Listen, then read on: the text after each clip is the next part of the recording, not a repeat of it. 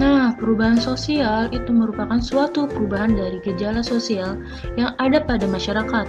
Perubahan ini meliputi struktur, fungsi, nilai, norma, dan semua aspek yang dihasilkan dari interaksi antar manusia, organisasi, termasuk perubahan dalam hal budaya. Berikut merupakan pengertian beberapa tokoh sosiolog dan antropolog tentang perubahan sosial. William F. Urban, Kingsley Davis, MacIver, Gillen, Silo Somerjan, Samuel Koenig, Sugihen, Merton, Comte, dan Sukanto. Perubahan sosial terbagi atas dua wujud loh. Tahu nggak sih apa aja? Yang pertama, ada perubahan dalam arti kemajuan, progres, atau menguntungkan. Dan yang kedua, perubahan dalam arti kemunduran, regress, yang membawa pengaruh kurang. Ada faktor-faktor perubahan sosial, yang pertama dari dalam masyarakat dan kedua dari luar masyarakat. Faktor perubahan sosial dari dalam masyarakat, yang pertama ada mobilitas penduduk, yang kedua ada pertentangan masyarakat, yang ketiga ada inovasi, dan yang keempat ada revolusi. Selanjutnya ada faktor perubahan sosial dari luar masyarakat, yaitu yang pertama karena peperangan, kedua karena lingkungan, dan yang ketiga karena kebudayaan lain.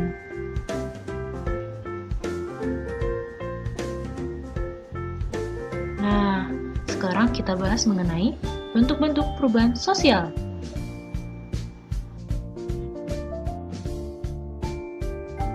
Beberapa bentuk perubahan sosial menurut Sukanto, yaitu yang pertama perubahan lambat dan cepat, yang kedua perubahan yang pengaruhnya kecil dan besar, dan yang ketiga perubahan yang dikehendaki dan tidak dikehendaki. Perubahan kecil, perubahan yang terjadi pada unsur struktur sosial yang tidak membawa pengaruh langsung bagi masyarakat, misalnya perubahan mode pakaian, bentuk rumah, dan mainan anak. Perubahan besar, perubahan yang berpengaruh terhadap masyarakat dan lembaganya, misalnya adanya industrialisasi. Industrialisasi merubah masyarakat agraris menjadi masyarakat industri.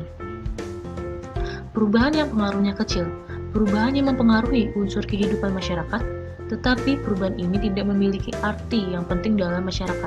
Misalnya, perubahan mode pakaian yang tidak melanggar nilai sosial.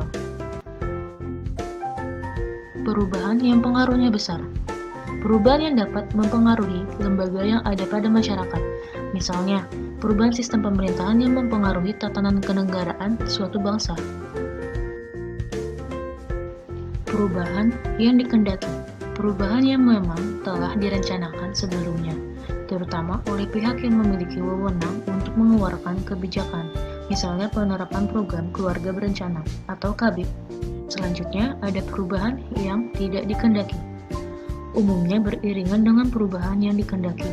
Misalnya, adanya pembuatan jalan baru yang melalui suatu desa, maka sumber alam desa akan mudah dipasarkan ke kota. Dengan demikian, tingkat kesejahteraan penduduk desa akan meningkat.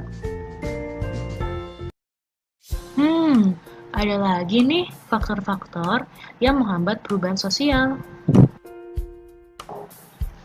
Berikut ini faktor-faktor penghambat perubahan sosial. Pertama, kurangnya hubungan antar masyarakat. Kedua, perkembangan ilmu pengetahuan yang terlambat. Tiga, sikap masyarakat yang tradisional.